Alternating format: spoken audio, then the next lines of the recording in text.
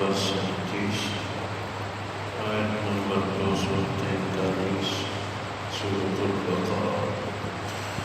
اعوذ باللہ من الشیطان الرجیم، بسم اللہ الرحمن الرحیم۔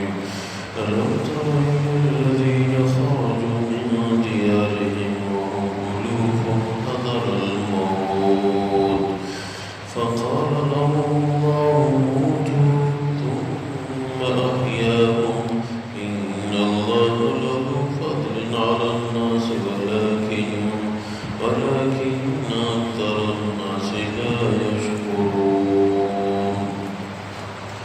اللہ تبارک و تعالی فرماتے ہیں ألم تر إلى الذين خرجوا من ديارهم، کیا آپ نے نہیں دیکھا ان لوگوں کو جو اپنے گھروں سے نکل پڑے، وَهُمْ أُلُوفٌ حَذَرَ الْمَوْتِ، یہ لوگ ہزاروں میں تھے، موت کے خوف کی وجہ سے نکلے تھے۔ فَقَالَ لَهُمُ اللَّهُ مُوتُوا، اللہ تبارک و تعالیٰ نے ان سے فرمایا مر جاؤ، تو مر گئے۔ ثُمَّ أَحْيَاهُمْ، پھر اللہ نے ان کو زندہ کیا۔ إِنَّ اللَّهَ لَذُو فَضْلٍ عَلَى النَّاسِ وَلَكِنَّ أَكْثَرَ النَّاسِ لَا يَشْكُرُونَ، واقعی اللہ صاحب فضل ہے لوگوں پر، لیکن اکثر لوگ شکر نہیں کرتے۔ وَقَاتِلُوا فِي سَبِيلِ اللَّهِ وَاعْلَمُوا أَنَّ اللَّهَ سَمِيعٌ عَلِيمٌ، اللہ کے راستے میں جہاد کرتے رہو، جان لو کہ اللہ واقعی سننے والے اور علم والے ہیں۔ مَنْ ذَا الَّذِي يُقْرِضُ اللَّهَ قَرْضًا حَسَنًا، کون ہے جو اللہ کی ذات کو قرض حسنہ دے؟ فَيُضَاعِفَهُ لَهُ أَضْعَافًا كَثِيرًا، اللہ تبارک و تعالیٰ اس قرض کا بدلہ کئی گنا بڑھا دے۔ وَاللَّهُ يَقْبِضُ وَيَبْسُطُ وَإِلَيْهِ تُرْجَعُونَ، اللہ تبارک و تعالیٰ جس کو چاہے رزق کم کر دے، جس کو چاہے رزق بڑھا دے، اسی کے ہاں تمہیں لوٹایا جائے گا۔ اللہ تبارک و تعالیٰ ان آیات مبارکہ میں بنی اسرائیل کا ایک واقعہ ذکر فرما رہے ہیں۔ بنی اسرائیل میں ایک شہر تھا جس کا نام داراوردان تھا۔ اس شہر میں لوگ رہتے تھے، وہاں ایک وبائی مرض پھیل گیا جس کو طاعون کہتے ہیں۔ وہاں کے لوگوں نے خیال کیا کہ یہاں یہ مرض ہے، ہمیں موت آئے گی۔ موت کے خوف کی وجہ سے وہ نکل پڑے اور اپنے گھروں کو چھوڑ کے، شہر کو چھوڑ کے دور ایک صحرا میں رہنے لگے۔ روایات کے مطابق ان لوگوں کی تعداد 40,000 یا 70,000 تھی۔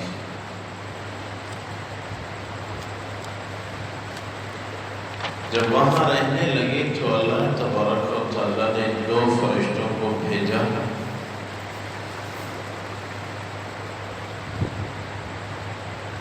دونوں فرشتوں نے آواز دی موتو، مر جاؤ، تو سب کے سب مر گئے۔ ہزاروں کی تعداد میں یہ لوگ جب آنن فانن مر گئے، آس پاس کی آبادی والے لوگوں کو پتہ چلا تو وہ آئے دفن کرنے کی نیت سے، لیکن جب دیکھا کہ ان کی تعداد بہت زیادہ ہے، دفن کرنے سے وہ لوگ قاصر رہے، تو انہوں نے ان کے گرد ایک باڑ لگوائی اور ان کی حفاظت کی نیت سے کہ ان کو جنگلی جانور نہ کھائیں، انسانی اعضاء کی تعظیم ہو، ان کے گرد باڑ لگوا کے ان کو محفوظ کیا، اور اسی طرح ہی ان کے اجسام پڑے رہے۔ روایات میں ہے کہ عرصہ دراز بعد بنی اسرائیل کے ایک نبی حضرت حزقیل علیہ السلام یہاں سے گزرے. اس نے یہ کثیر تعداد میں انسانی اجسام کی ہڈیاں دیکھ کے حیران ہوئے اور اللہ تبارک و تعالیٰ سے دعا مانگی، یا اللہ ان کو زندگی عنایت فرما. زمانے میں لوگ قیامت کے میدان میں حاضری کے عقیدے کے قائل نہیں تھے، اللہ نے ان کو سمجھانا تھا. حزقیل علیہ السلام نے دعا مانگی تو وہ سب کے سب زندہ ہو گئے اور کھڑے ہو گئے، اور بعد میں کچھ وقت تک زندہ بھی رہے. تو اللہ تبارک و تعالیٰ نے قرآن کریم میں اس واقعے کو ذکر فرمایا کہ دیکھو موت سے کوئی جائے نجات نہیں ہے. وہ لوگ وبائی مرض پا کے بھاگ نکلے کہ ہمیں موت سے نجات ملے گی، ہم موت سے بچ جائیں گے، لیکن جس لمحے وقت مقرر ہو نہ ایک سیکنڈ کوئی پہلے جا سکتا ہے نہ بعد میں. ہر آدمی اپنے وقت مقرر پہ اس دنیا سے جائے گا، اور ہے مسافر خانہ سب نے جانا ہے. ہم ہیں مسافر، چاہے ہم اپنے آپ کو مسافر سمجھیں یا نہ سمجھیں.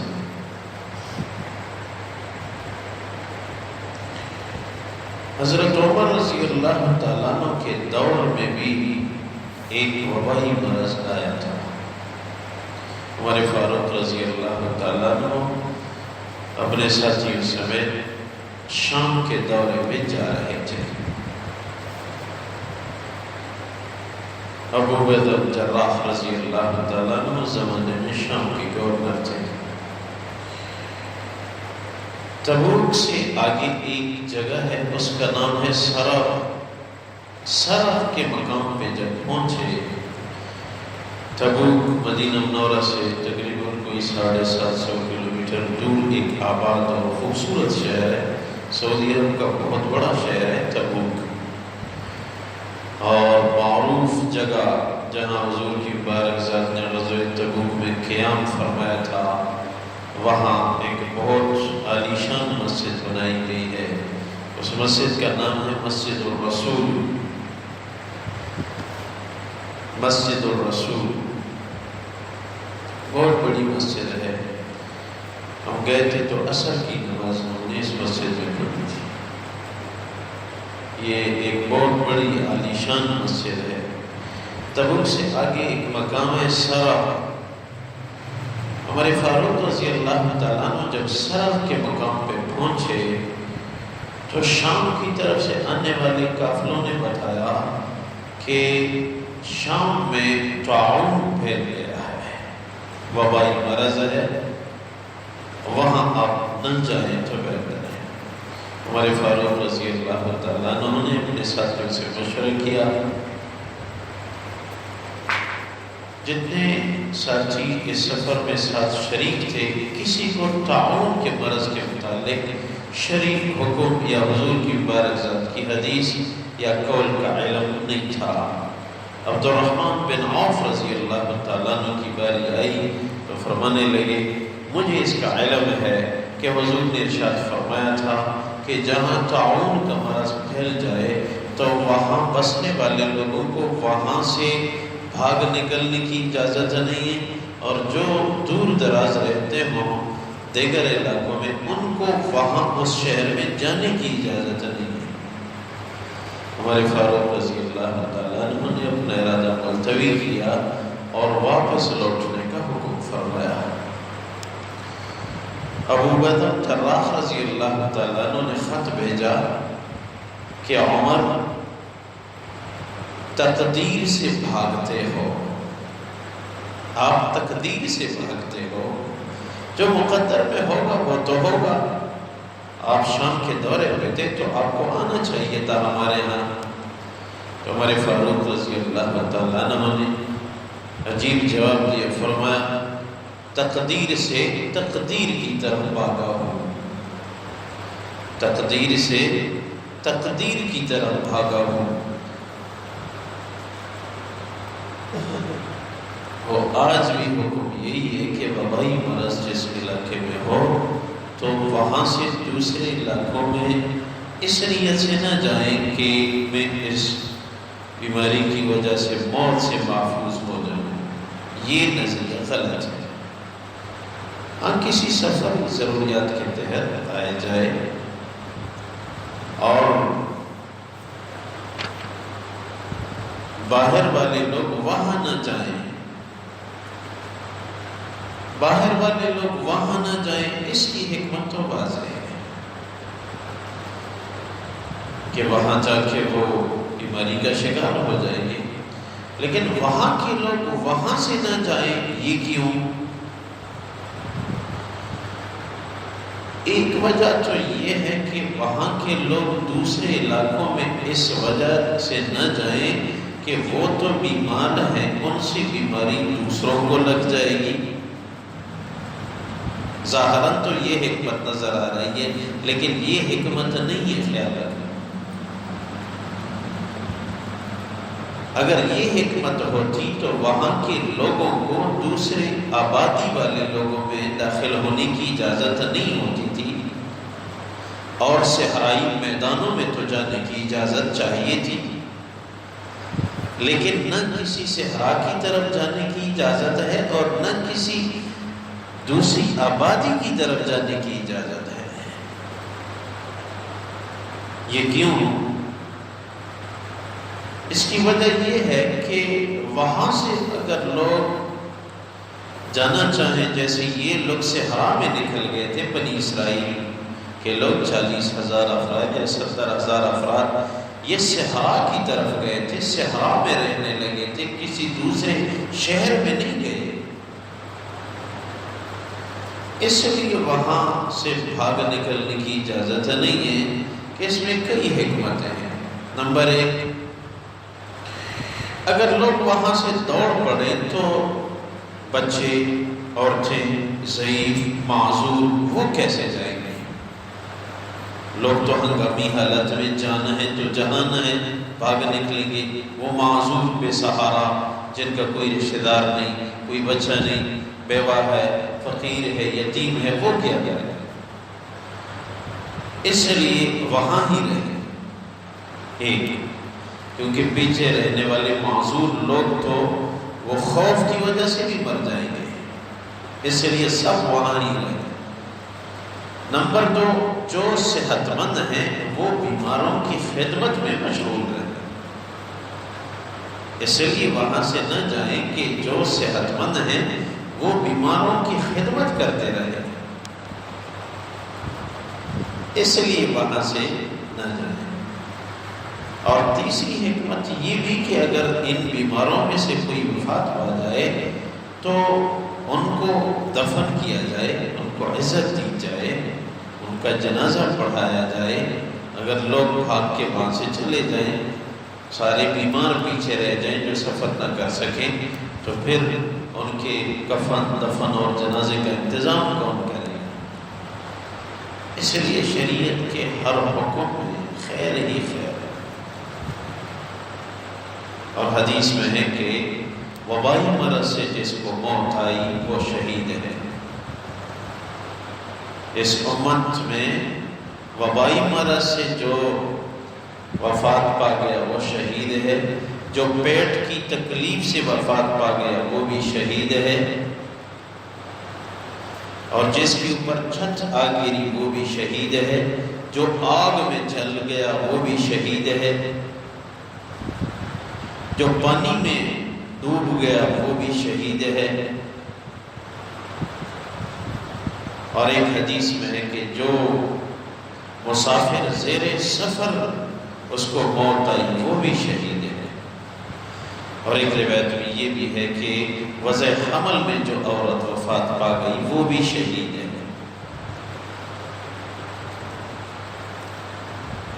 بہرحال وبائی امراض کے ادوار میں اللہ کی طرف توجہ بہت ضروری ہے۔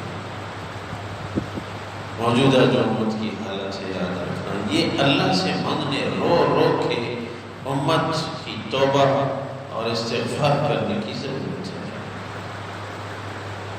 امت مشکل حالات سے دوچار ہے اور مسلمانوں سمیت مسلمان اپنے مقام پہ آ جائے، اعمال اختیار کرے، توبہ کرے، یا اللہ میں مجرم ہوں، مجھے معاف فرما، پھر بات بن جائے گی۔ باقی موت اس سے بچنا ہے۔ عربی کا ایک معقولہ ہے کہ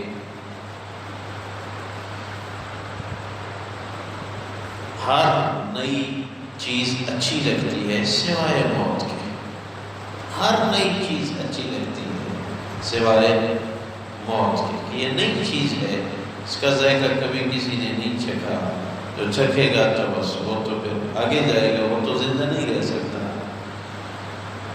تو موت ضرور آئے گی، اس کے لیے کبھی سوچنا بھی ضروری ہے کہ میرے اعمال کیسے ہیں، میرے ساتھ رہتے ہوئے شب و روز ہزاروں جو جا رہے ہیں، تو اگر میں اس راستے اچانک چل پڑا تو کیا میرے پاس توشہ ہے؟ اور اگر توشہ ساتھ ہے پھر گھبرانے کی ضرورت نہیں ہے، جنت میں پہنچنا ہے، کوئی گھبراہٹ نہیں، کوئی مسئلہ نہیں، لیکن توشہ یعنی اعمال کا ہونا ساتھ ضروری ہے۔ باقی یہ راستہ تو لوگ تو روز جاتے ہیں۔ توشہ سفر ساتھ ہو تو نہ گھبرائے مسلم، توشہ سفر ساتھ ہو تو نہ گھبرائے مسلم، یہ راستہ ہے آباد، یہاں تو روز مسافر جاتے ہیں۔ اللہ تبارک و تعالیٰ فرماتے ہیں أَلَمْ تَرَ إِلَى الَّذِينَ خَرَجُوا مِنْ دِيَارِهِمْ وَهُمْ أُلُوفٌ حَذَرَ الْمَوْتِ، کیا آپ نے نہیں دیکھا ان لوگوں کو جو کہ اپنے گھروں سے نکلے، ہزاروں کی تعداد میں تھے، موت سے بچنے کی فکر میں، فَقَالَ لَهُمُ اللَّهُ مُوتُوا، اللہ تبارک و تعالیٰ نے ان کو حکم دیا فرشتوں کی زبانی مر جاؤ، سب کے سب مر گئے، ثُمَّ أَحْيَاهُمْ، پھر حزقیل علیہ السلام کی دعا سے اللہ نے ان کو زندہ کیا۔ إِنَّ اللَّهَ لَذُو فَضْلٍ عَلَى النَّاسِ وَلَكِنَّ أَكْثَرَ النَّاسِ لَا يَشْكُرُونَ، واقعی اللہ صاحب فضل ہے لوگوں پہ، لیکن اکثر لوگ شکر نہیں کرتے۔ وَقَاتِلُوا فِي سَبِيلِ اللَّهِ وَاعْلَمُوا أَنَّ اللَّهَ سَمِيعٌ عَلِيمٌ، اللہ کے راستے میں لڑو اور جان لو کہ واقعی اللہ تبارک و تعالی سننے والے اور علم والے ہیں۔ مَنْ ذَا الَّذِي يُقْرِضُ اللَّهَ قَرْضًا حَسَنًا، کون ہے جو اللہ کو قرض حسنہ دے، یعنی خرچ کرے اللہ کی رضا میں، فَيُضَاعِفُهُ لَهُ أَضْعَافًا كَثِيرًا، پھر اللہ اس کے بدلے کو کئی گنا بڑھا دے۔ وَاللَّهُ يَقْبِضُ وَيَبْسُطُ وَإِلَيْهِ تُرْجَعُونَ، اللہ تبارک و تعالیٰ جس کو چاہے رزق کم کر دے، جس کو چاہے رزق بڑھا دے، اسی کے ہاتھوں میں لوٹایا جائے گا۔ یا اللہ فضل فرما، رحم فرما، کرم فرما، امت کی توبہ کو قبول فرما، برکت نازل فرما، وبائی امراض اپنی دہشت سمیت یا اللہ دور فرما، مسلمانوں کو چین سکونت ملنے والی عبادت والی زندگی نصیب فرما۔ یا اللہ وطن عزیز پاکستان کی حفاظت فرما، حرمین شریفین کے دروازے کو ان کے لیے کھول دے۔ اے اللہ ہمارے جرائم، ہماری خطاؤں کو معاف فرما، درگزر فرما، فضل والا معاملہ فرما، آخری خاتمہ